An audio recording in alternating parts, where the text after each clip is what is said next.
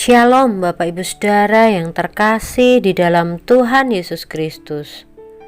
Salam sehati. Pembacaan renungan kita hari ini berjudul Nasib si Hater. Ayat nats kita terambil dalam kitab Amsal pasal 26 ayat 24 sampai 26. Demikian bunyi firman Tuhan. Si pembenci berpura-pura dengan bibirnya, tetapi dalam hati dikandungnya tipu daya. Kalau ia ramah, janganlah percaya padanya, karena 7 kekejian ada dalam hatinya. Walaupun kebenciannya diselubungi tipu daya, kejahatannya akan nyata dalam jemaah. Di dunia maya, kita mengenal istilah haters.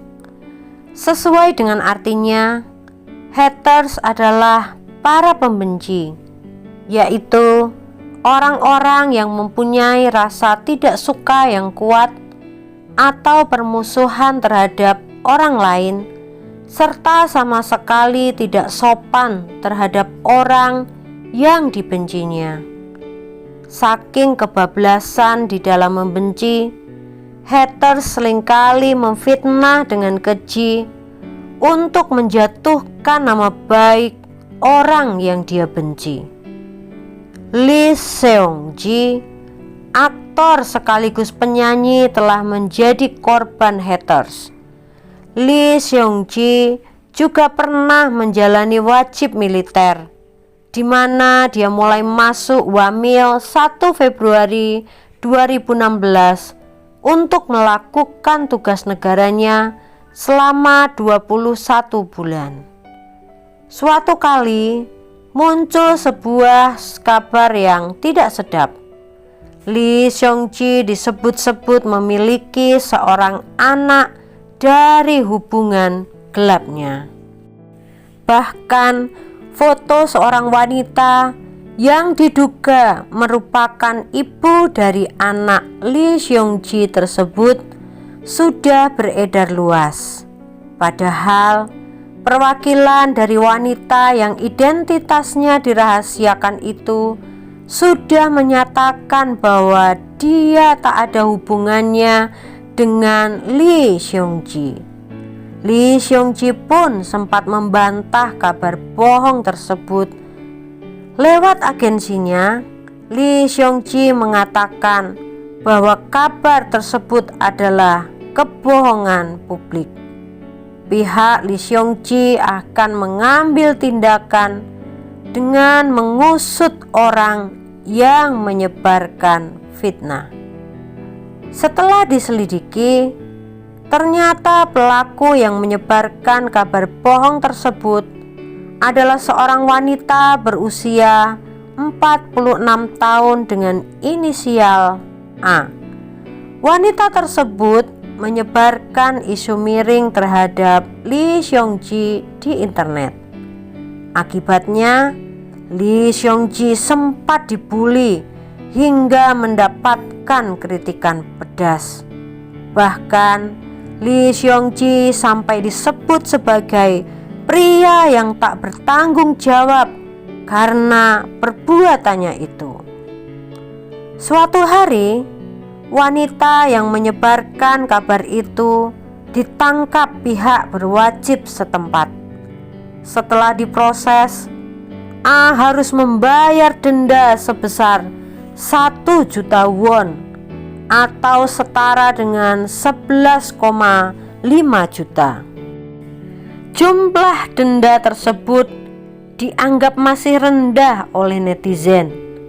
Beberapa dari mereka berharap si pelaku mendapat hukuman setimpal atau setidaknya denda yang besar hingga membuat haters kapok. Dendanya terlalu rendah. Jika seperti itu, akan ada lagi orang yang menyebarkan berita bohong, tulis seorang netizen via Netizen Buzz. Jika orang lain percaya dengan kabar tersebut, dia seharusnya mendapatkan hukuman yang lebih.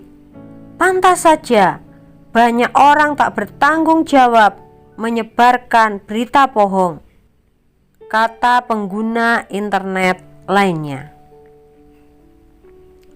Sebagai orang percaya, janganlah menyebar fitnah.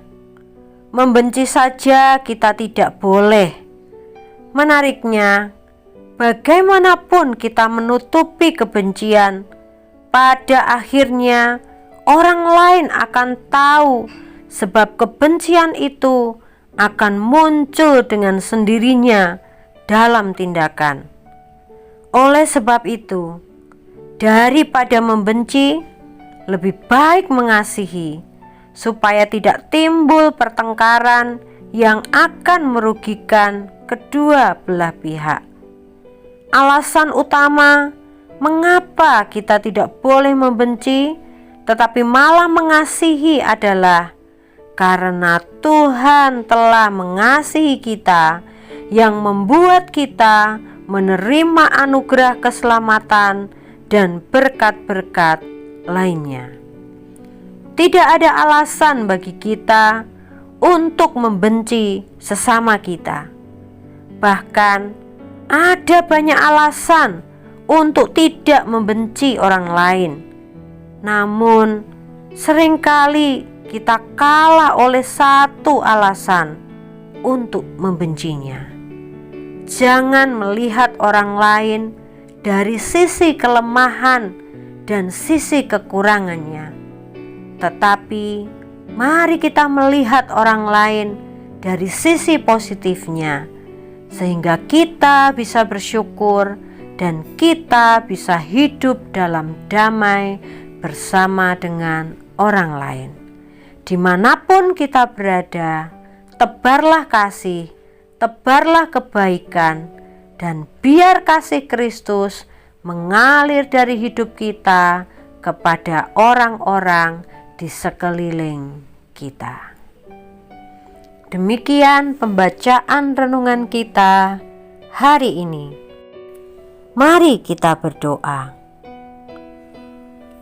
Bapa, mampukanlah setiap kami umat-umat-Mu untuk menebar kasih dan menghapus kebencian di dalam diri kami, sehingga terjalin hubungan yang baik antara kami dan sesama kami. Kiranya kasih Kristus terus memancar dari kehidupan kami kepada orang-orang di sekeliling kami, sehingga melalui hidup kami nama Tuhan dipermuliakan. Terima kasih untuk renungan-Mu hari ini. Terima kasih Tuhan Yesus.